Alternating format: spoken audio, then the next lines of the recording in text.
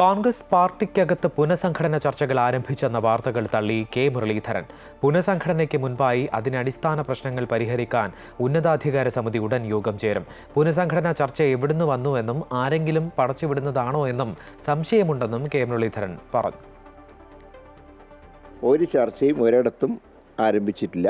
എല്ലാ ഘടകങ്ങളുമായി ചർച്ച ചെയ്തതിന് ശേഷം മാത്രമേ ഇക്കാര്യത്തിൽ തീരുമാനം എടുക്കൂ എന്നവർ സൂചിപ്പിച്ചിട്ടുണ്ട്. മാത്രമല്ല, അതിൻ്റെ പേരിൽ വിവാദം വേണ്ട, പരസ്യ പ്രസ്താവനകളും ആവശ്യമില്ല എന്ന് വ്യക്തമായിട്ട് AICC നിർദ്ദേശം നൽകിയിട്ടുണ്ട്. പാർട്ടിയുടെ മറ്റ് ഇഷ്യൂസൊക്കെ തീർക്കാൻ പാർട്ടിയുടെ ഒരു ഉന്നതാധികാര സമിതി അടുത്ത് തന്നെ വിളിച്ചു ചേർക്കുന്നതാണ്. ഇതിന് സാധാരണ രീതിയിൽ പുനഃസംഘടന നടക്കുമ്പോൾ ഇതിന് നോംസ് ഉണ്ടാക്കാറുണ്ട്. ആ നോംസ് ഒന്നും ചർച്ച ചെയ്യപ്പെട്ടിട്ടില്ല. പിന്നെ എവിടെ നിന്ന് വന്ന് ഈ പുനഃസംഘടന ചർച്ചയാണെന്ന് എനിക്ക് ആർക്കും അറിയില്ല.